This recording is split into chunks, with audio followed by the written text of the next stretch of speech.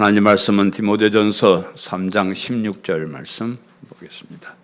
신약성경 디모데전서 3장 16절 제가 봉독해 드리겠습니다. 그도다 경건의 비밀이여 그렇지 않다 하느니 없도다. 그는 육신으로 나타난 바 되시고 영으로 의롭다 하심을 받으시고 천사들에게 보이시고 만국에서 전파되시고 세상에서 믿음 받으시고 영광 가운데서 올려지셨느니라. 아멘.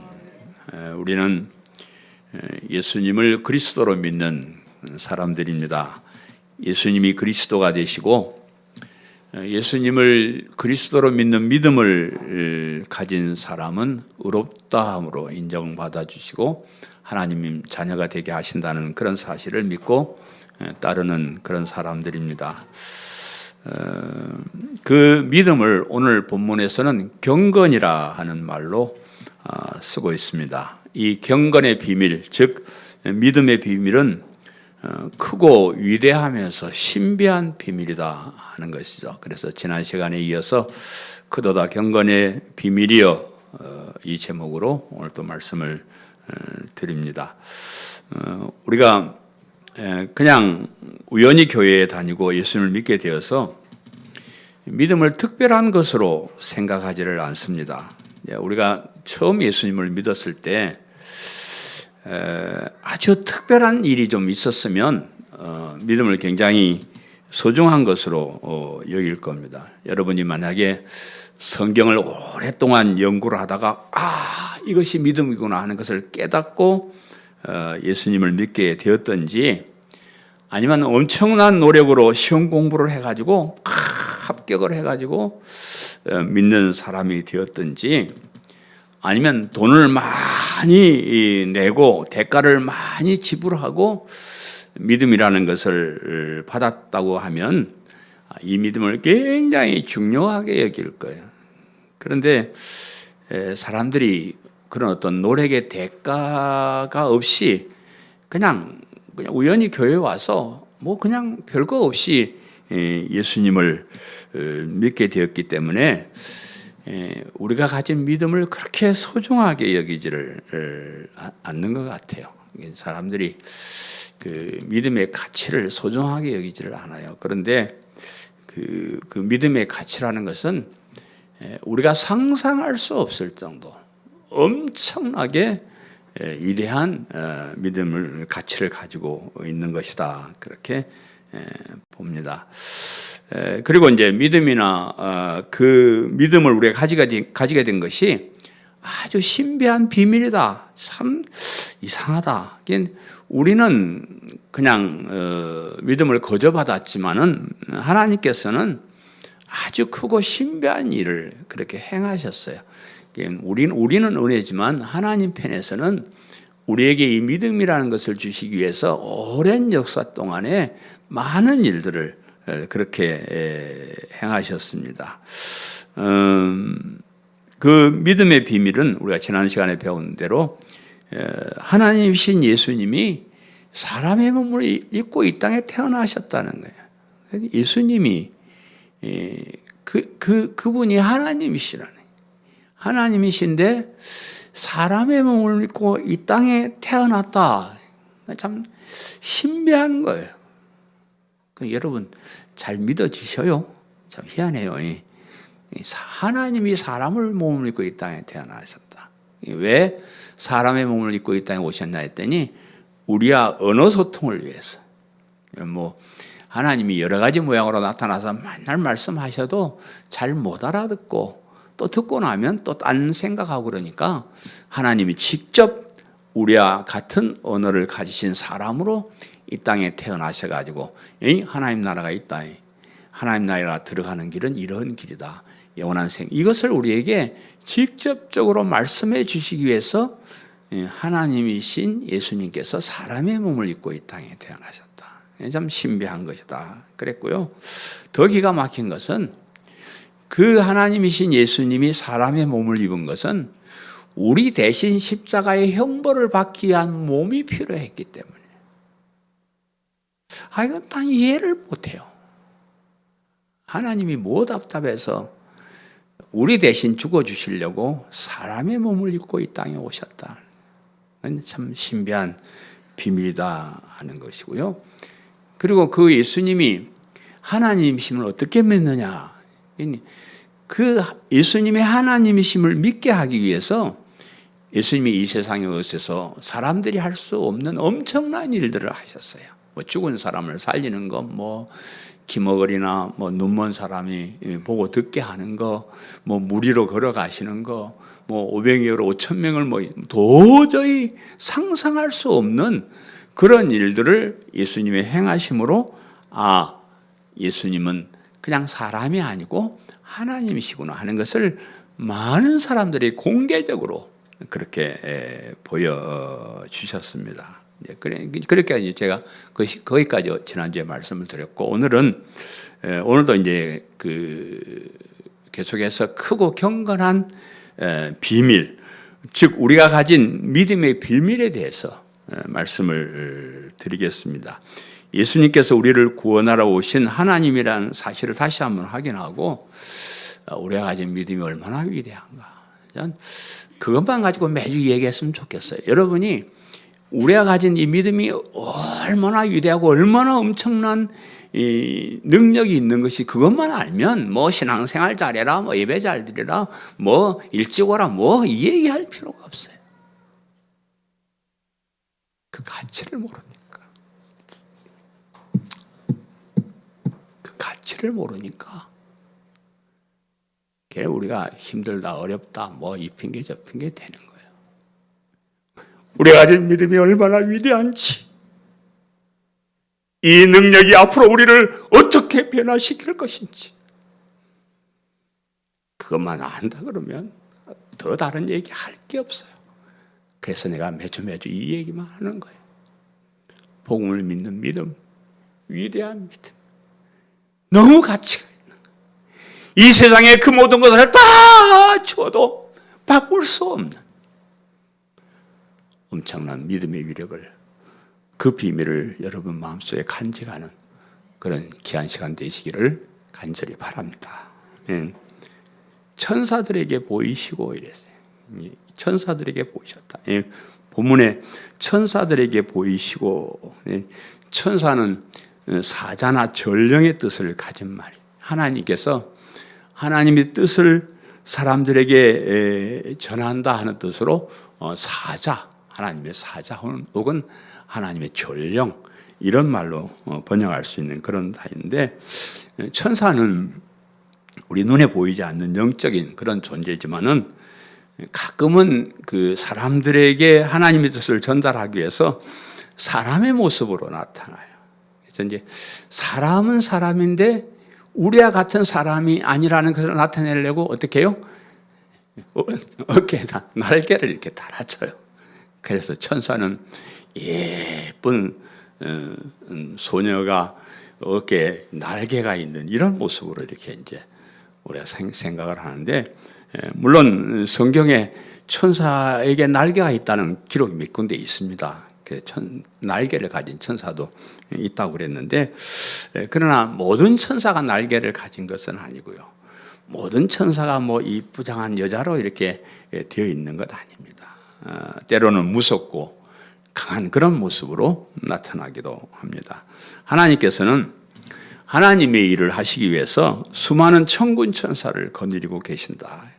하늘에서는, 이 땅에서는 우리가 하나님의 일을 하지만 하늘에서는, 영의 세계에서는 하나님이 수많은 천군 천사를 거느리고 계신다. 그래서 그 천군 천사가 가끔 우리가 사는 이 지상 세계에도 나타나셔가지고 사람의 모습으로 변장해서 하나님의 뜻을 전하기도 하고 하나님의 뜻을 직접 시행하기도 하는 그런 일을 합니다.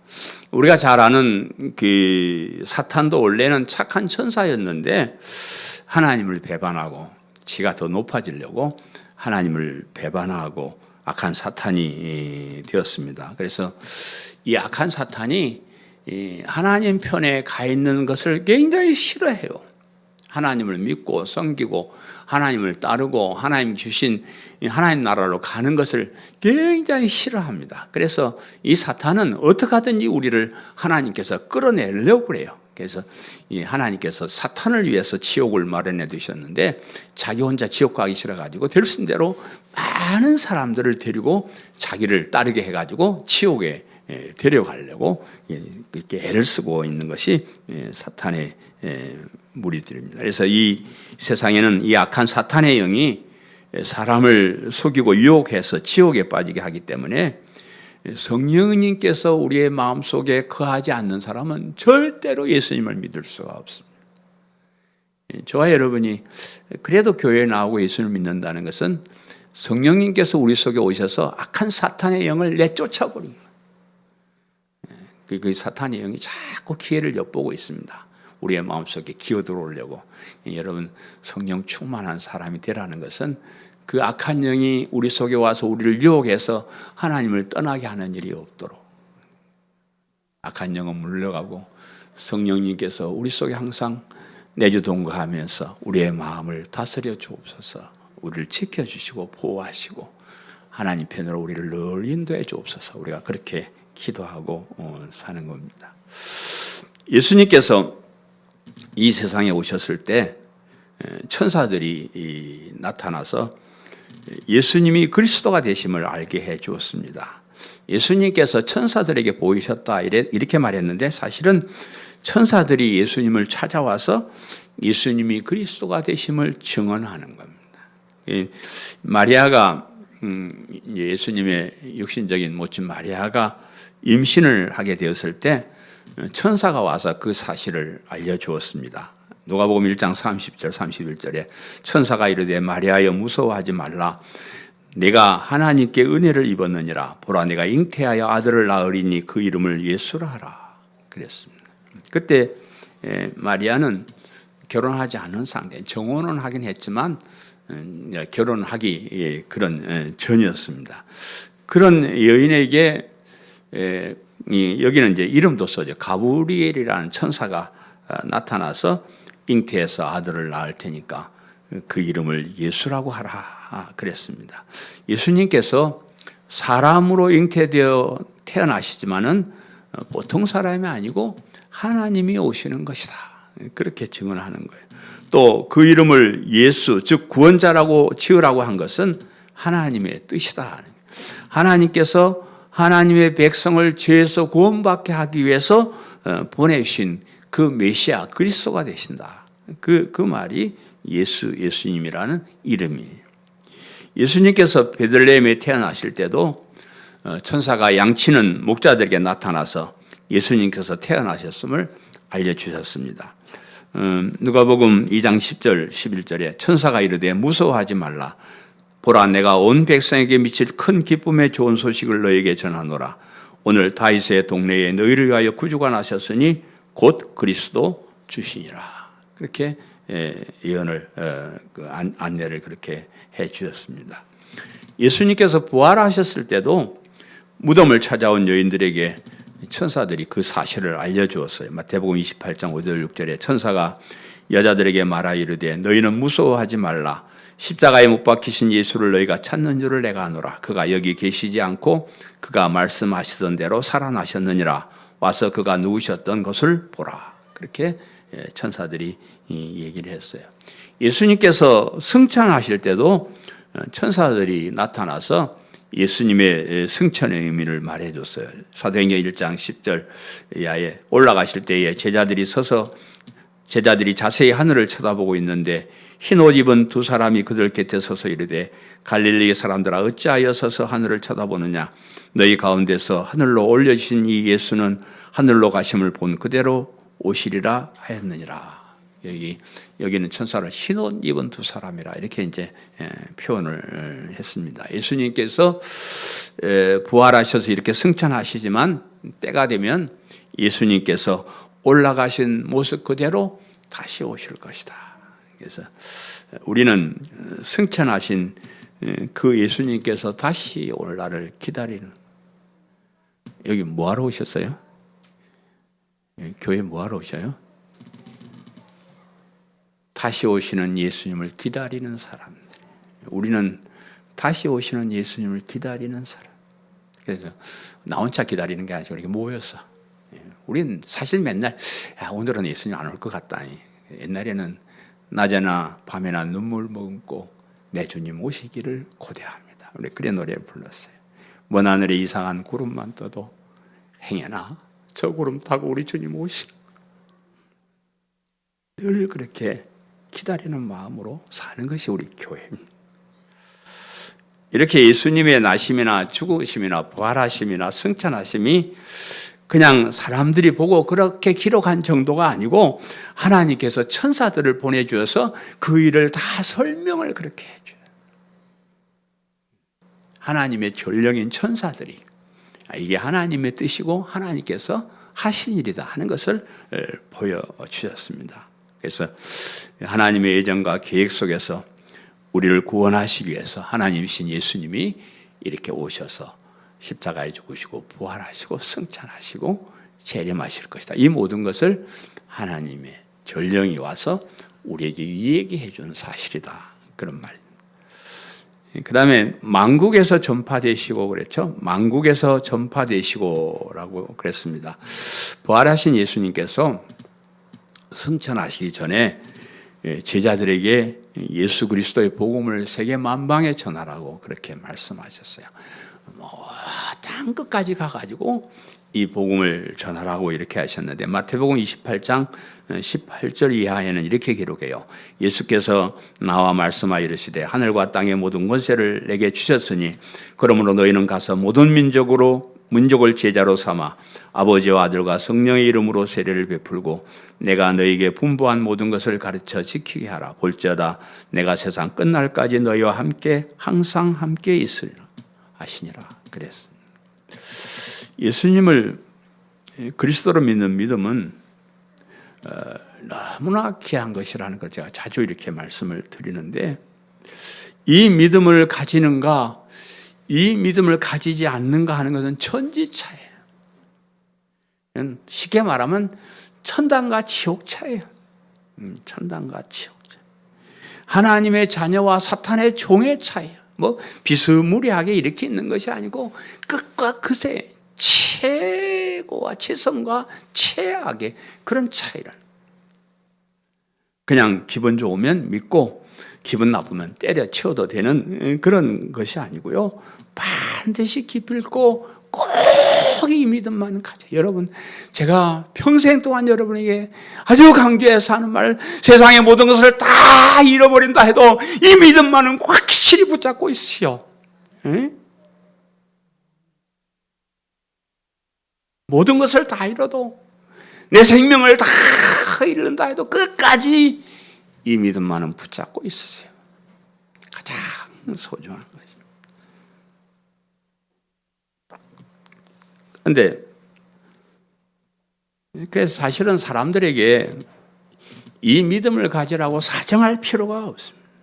아니, 왜 제가 전도를 좀 못합니다만은 왜 이거 가지고 전도를 해요? 응? 아니 이렇게 좋은 거 가지고 왜 믿어달라고 내가 사정을 하냐고. 지들이 와가지고 아이고 목사님 그렇게 좋은 게 있다는데 어떻게 하면 내가 믿을 수 있겠습니까? 이렇게 지들이 나한테 물어봐야지. 내가 뭐 그 사람들 찾아가가지고 예수 믿어라 꼭 무슨 사기꾼이 뭐 지들 돈 뭐 노리고 한 것처럼 내가 왜 사정을 하냐고요. 믿기 싫으면 때려쳐. 많은 거지. 지들이 천국 가고 지옥 가고 나 뭔 상관이 있어. 그럼에도 불구하고 우리가 이 복음을 전하는 것은 복음을 믿으라고 사정하는 뭐 그런 것처럼 그러니까 복음을 전하는 것은 이것이 우리 예수님의 지상 명령이라서 그래요.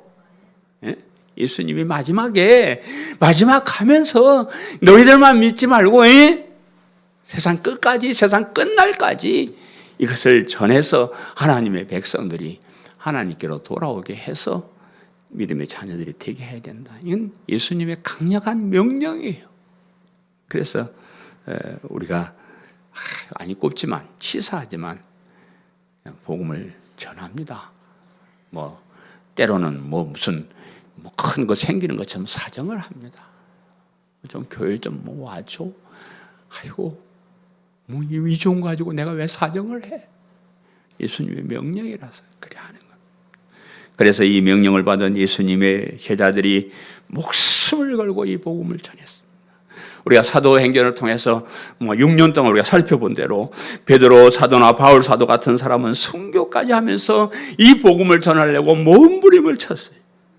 붙잡혀가서 매를 맞으면서 감옥살이를 하면서 헐벗고 굶주리면서 손가락질을 받아가면서 끝까지 이 복음을 전하려고 노력을 했습니다. 예수님의 12제자는 거의 다 순교를 해요. 거의 다 순교를. 사도 바울도 순교를 당했고 2000여 년의 우리 기독교 역사 가운데 많은 사람들이 이 복음을 전하다가 이 믿음을 지키기 위해서 죽음도 그대로 다 바치고 그렇게 순교를 하면서 이 복음을 전했습니다. 이 복음은 예수님의 명령을 따라서 예루살렘에서 온 유다로 사마리아에서 땅끝까지 전파되어 나갔습니다. 사도 바울이 소아시아 지방에서 또 유럽의 입구인 마게도냐 지방에서 그리고 당시에 가장 패권 국가였던 로마까지 이 복음을 전했고요. 그리고 그 로마에서 복음이 시작되어서 독일로 영국으로 미국으로 해서 우리나라에까지 이렇게 복음이 들어왔고요. 다시 우리가 동남아시아로 아랍권으로 예루살렘으로 다시 이렇게 끝까지 이렇게 전파되고 있습니다.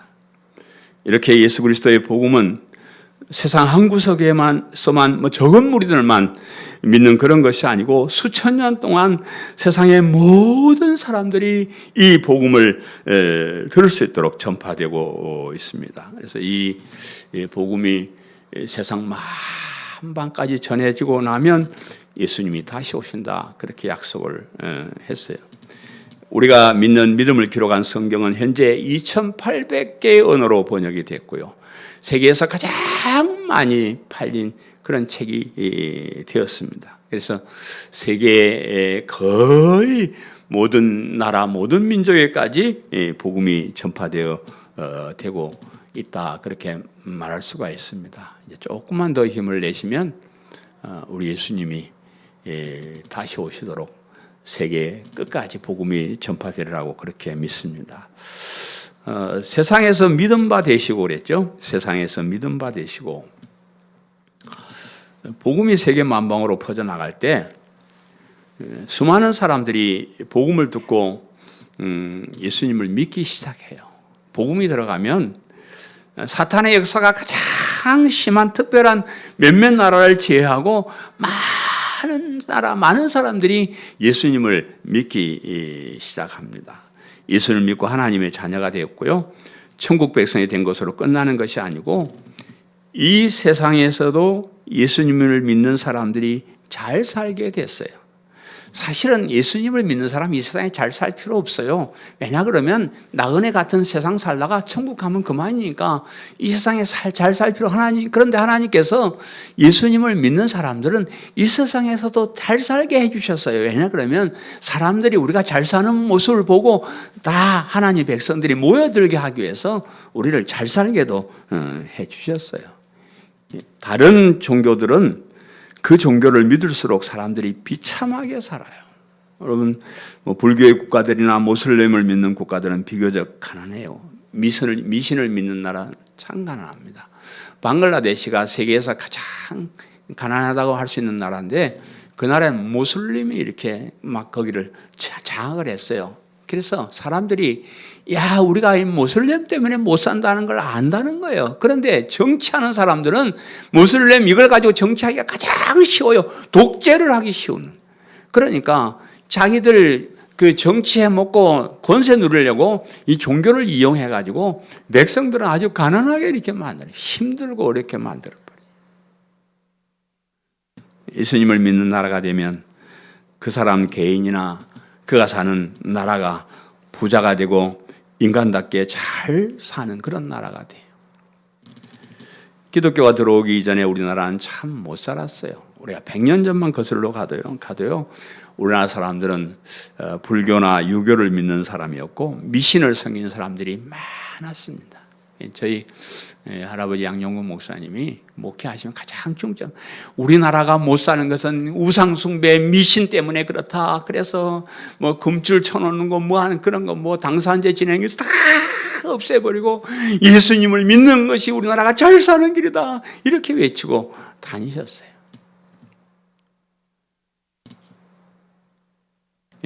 그래서 참 그 시대는 양반들이나 일부 관리들을 제외하고는요, 참 가난하게 살았어요. 우리가 100년 전의 시대에 가서 우리가 살려고 하면 못 살 거예요.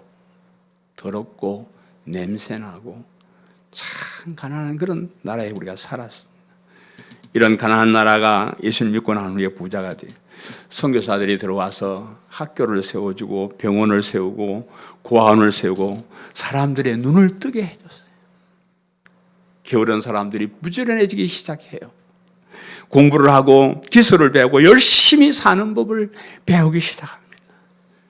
참, 그래서 이 기독교 때문에 우리나라가 엄청난 나라가 돼버린 거예요. 선교사에서 세웠던 그 많은 학교들, 예? 그런데 지금 우리나라 사람들이요, 무슨 우리를 갖다가 이상하게 봐요. 무슨 개독교니 뭐 우리 때문에 지들이 그렇게 잘 사는 줄 모르고요. 참 정말 한심합니다. 한심해요. 여러분 자부심 가지세요.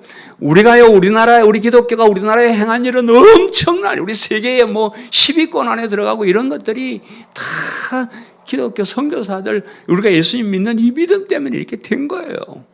사람들이 그걸 너무, 우리나라뿐만 아니라 기독교가 세계 한 바퀴를 돌면서 인간답게 사는 나라로 만들어가요.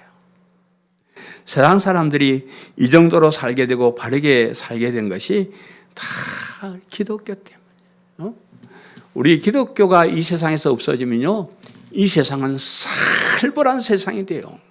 서로 싸우고 빼앗고 전쟁하고 그런 엄청나게 비참한 나라가 되는 거예요. 그런데 기독교 때문에 우리가 이렇게 평화를 사랑하고 서로 사랑하고 나누어주고 이런 문화가 다 기독교에 나와서 이만큼 우리가 서로 사랑하는 거죠. 동네에 파출소 하나 세우는 것보다 교회 하나 세우는 게 더 낫다 그랬어요. 파출소는 범죄한 사람 잡아다 가둘 뿐이지만 우리 교회는 미리미리 범죄하지 않도록 계몽하고 그렇게 잘 살도록, 바르게 살도록 해주는 게 교회. 지금 현재 전 세계 인구가 72억 명 정도 되는, 뭐 통계가 좀 오래된 거라서 좀 그렇습니다만, 그중에 33%가 기독교인. 3분의 1이 기독교인이기 때문에 이 지구가 이렇게라도 버텨나가는 거예요.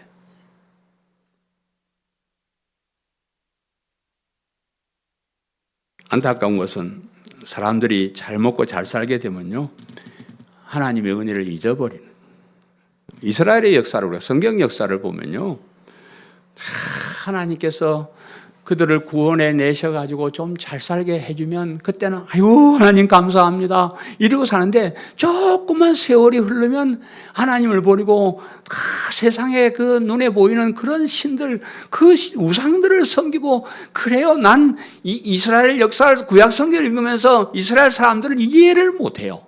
아니 그렇게 좋으신 우주 만물의 주인이신 하나님이 거기 그들을 그렇게 구원해 주시고 잘 살게 해주셨는데 왜 그런 하나님을 버리고 이상하게 사람이 만들어 놓은 그런 미신이나 우상을 따라가냐고요.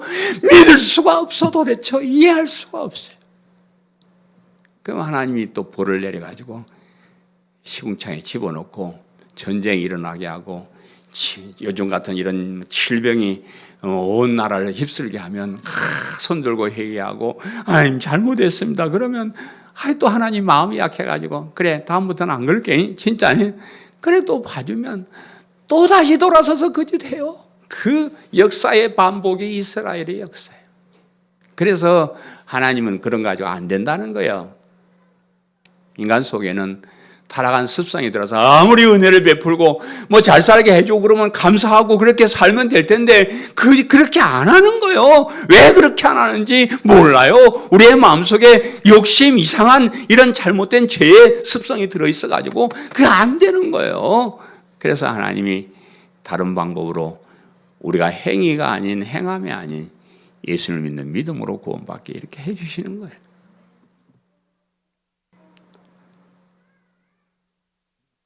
오늘날 참 마찬가지예요. 여러분, 세계 패권 국가를 쭉 보면요, 예수님을 믿는 나라들이었어요. 로마가 세계 패권 국가가 될 때 그들의 기독교 국교였어요. 독일로, 영국으로, 미국으로 복음이 전파되면서 그 나라들이 세계를 주름잡는 나라들이 돼요. 부자 나라가 됩니다.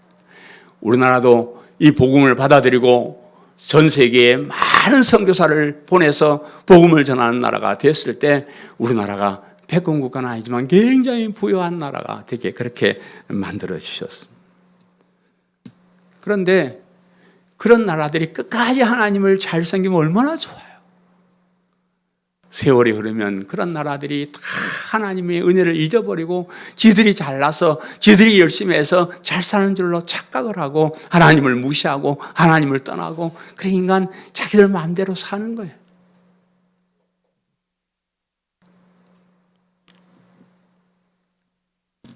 코로나19가 왜 왔냐고 여러 가지로 생각하는 사람이 많지만 이건 우리 인간이 당연히 받아야 될 형벌이라고 생각합니다. 내가 하나님 같으면 이 정도 가지고는 마음이 안 차요. 인구 절반은 쓸어버리든지 예수님 안 믿는 사람도 다 쓸어버릴 정도로 그렇게 하는 거지 이거 약과합니다. 하나님의 진노하심이, 하나님의 몽둥이가 있어요. 여기 있습니다. 우린 정신 차려야 될 때. 우리가 구약시대에 이스라엘 백성들이 제사 드리는 것을 소홀히 하고 밖에 나서 범죄하고 형식적으로 제사를 드렸을 때 하나님께서 이놈의 성전문을 내가 닫아버렸으면 좋겠다. 내가 너희들 꼬라지를 안 봤으면 좋겠다. 얼굴을 돌려버리시. 우리가 그동안 하나님께 예배드리는 일에 얼마나 우리가 소홀하게 했습니까? 얼마나 건방지게 하나님께 예배드렸습니까? 그래서 세상에 교회 와서 찬송을 못 부르게 해요. 예? 예배드릴 때 찬송을 못 부르지 말라고 지금 지시가 내렸어요. 이게 뭐요? 너희들 그 따위로 부르는 건 내가 듣기 싫다는. 코로나19를 통해서 우리가 많이 회개해야 돼. 우리가 하나님께 소홀했던 것, 우리가 하나님께 뜨겁게 찬양하지 못하고 예배드리지 못했던 것, 우리가 회개해야 돼.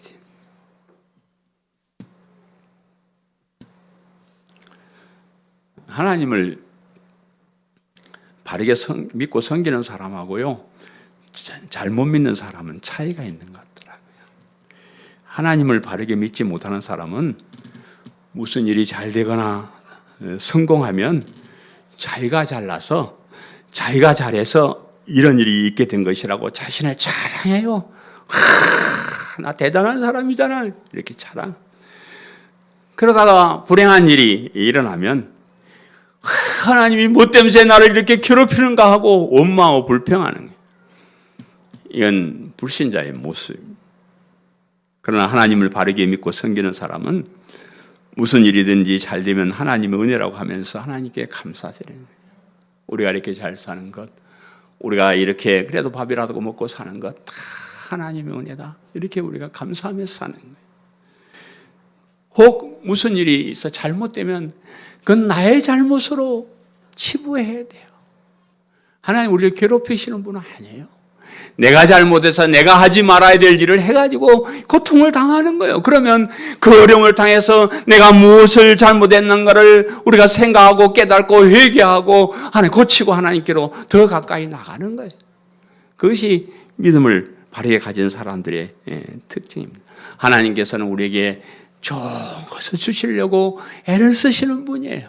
우리가 그것을 못 받고 딴짓하니까 그래요. 하나님께서는 항상 우리에게 좋은 것만 주시는 분이시더라고요. 그 중에 가장 좋은 것은 예수를 믿는 믿음이에요. 이 믿음을 통해서 의로운 사람으로 인정했죠. 이것이 하나님께서 우리에게 주신 가장 큰, 마지막 한 가지만 더 생각합니다. 영광 가운데서 올려주셨느니라. 영광 가운데서 올려주셨느니라. 부활하신 예수님께서 승천하시는 것을 말씀하고 있습니다. 예수님께서 이 세상에서 오셔서 하실 일을 다 마치시고 영광스러운 모습으로, 승리의 모습으로 하나님 나라로 올라가셨습니다. 하나님께서 영광스러운 하늘의 보좌를 떠나서 친히 인간의 몸을 입고 이 세상에 오셔서 고난을 당하시고 십자가에 죽으시고 무덤에 장사 지내고 하는 것을, 이것을 교리에서는 예수님의 비하라 그래요. 예수님께서 참 비천하신 하나님이신 예수님께서 영광된 그 하늘 보좌를 버리시고 이 땅에 오셔서 비참하게 무덤에 장사까지 지내는 그런 일을 비참하게 비하라 그렇게 말하고요. 그리고 이제 그 장사된 데서 부활하시고 승천하시고 하나님 보좌 우편에 앉으신까지를 예수님의 승기라 그래요. 다시 하나님의 귀하신 자리로, 영광스러운 자리로 올라가셨다 그 말이에요. 예수님은 더 이상 비천한 인간의 비참한 자리에 있는 것이 아니고 영광스러운 하나님 나라로 복귀하신 그런 것을 승천하셨다고 했는데 어떻게 승천하셨을까? 올려주셨다고만 말하지만 어떤 방법으로 올라가셨는지 설명을 성경은 안 합니다. 무슨 기구를 타신 것도 아니고 무슨 특별한 능력을 발휘한 것이 또 아니고 그냥 올려지셨다 이렇게만 성경이 표현을 해요. 그래서 성경에서 예수님의 그 승천을 대부분 이렇게 표현합니다. 주 예수께서 말씀을 마친 후에 하늘로 올려지사 하나님 보좌 우편에 앉으시니라. 마가복음 16장 9절 말씀이고요. 축복하실 때 그들을 떠나 하늘로 올려지시니 누가복음 26장에 있는 말씀이고, 이 말씀을 마치고 그들이 보는데 올려져 가시니 구름이 그를 가려 보이지 않게 하더라. 사도행전 1장 9절에 있는 말씀. 우리 인간의 상식으로는 인간이 발견한 과학으로 이해할 수 없는 신비한 비밀이에요. 그래서 제가 믿음을 신비한 비밀이라고 전제하고 지금 이 말씀하는데, 하늘로 올라가셨는데 그 하늘이 어딘지 어떻게 올라가셨는지 잘 우리가 모릅니다. 그러나 우리가 믿기는 그 예수님은 하나님이시, 엄청난 능력을 행하신 분이기 때문에 하늘로 올라가는 그거 별거 아니에요. 별거 아닙니다. 그거보다 더 큰 일도 우리가 할 수가 있습니다. 그래서 우리와 차원이 다른 세계에 살고 계시기 때문에 그건 충분히 할 수 있는 일이고, 우리가 모르는 것은 우리의 지식이 부족해서 깨달지 못해서 그런 것이지 그게 그냥 그렇게 된 거 아니에요. 다 그것도 나중에 우리가 알고 보면 거기에 하나님의 과학이 있고 하나님의 법칙이 다 있는 그런 것으로 올라가신 거예요. 예수님께서 다시 오실 때도 영광스러운 모습으로 오실 겁니다.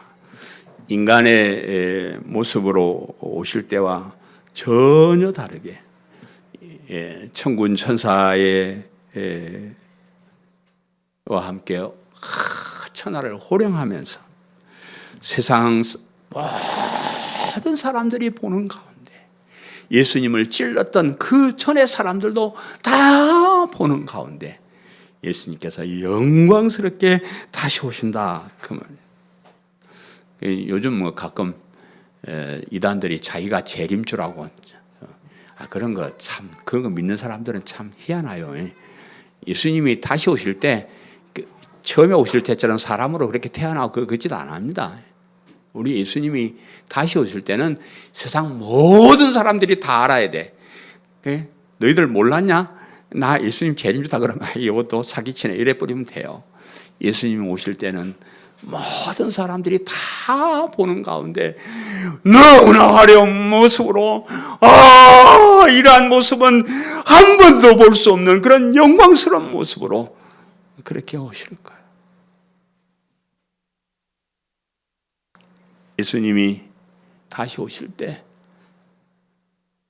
예수님이 하나님이신 줄, 예수님이 그리스도인 줄 알지 못하고 비웃고 채찍질하고 침뱉고 하던 사람들, 슬피 울며 이를 갈면서 부끄러워서 어쩔 줄을 몰라서 그렇게 하면서 예수님을 재림의 모습을 보게 될 것입니다.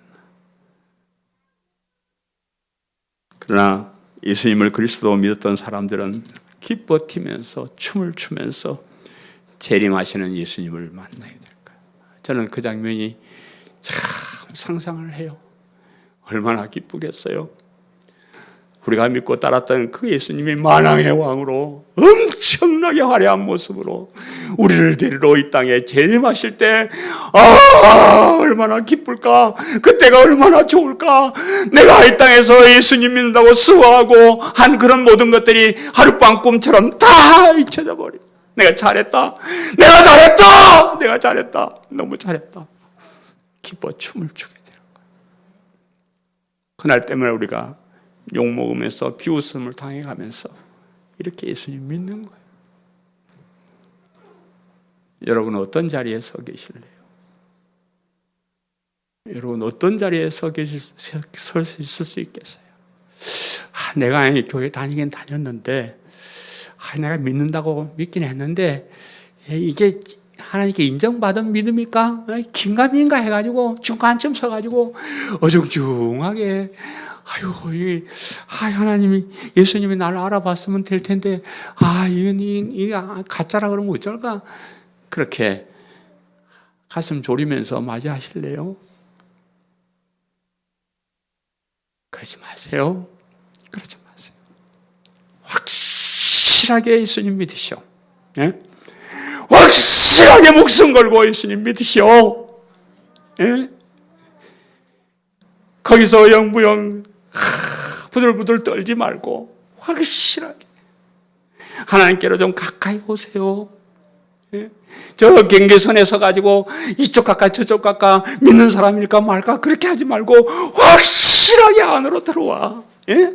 하나님이 몇 번까지 뽑을 줄 몰라. 그러니까 앞자리로 와서 앞에 서서 확실하게 인정받는 그런 믿음을 가지시오. 제발요. 누가 봐도 쟤는 예수님 믿는 사람이야. 쟤는 확실하게 하나님의 자녀야. 이런 평가를 받을 수 있도록 확실한 믿음 앞에 서시기를 간절히 바랍니다. 예? 간절히 바라요. 사랑하는 성도 여러분, 우리가 믿는 믿음은 너무나 확실한 증거가 있습니다. 예수님의 나심과 죽으심과 부활하심과 승천하심은 이 세상 모든 사람들이 보는 가운데 공개적으로 진행된 그런 일이. 천사들이 와서 그 사실을 증언했고 수많은 예수님을 따르는 수많은 증인들이 그를 증언했습니다.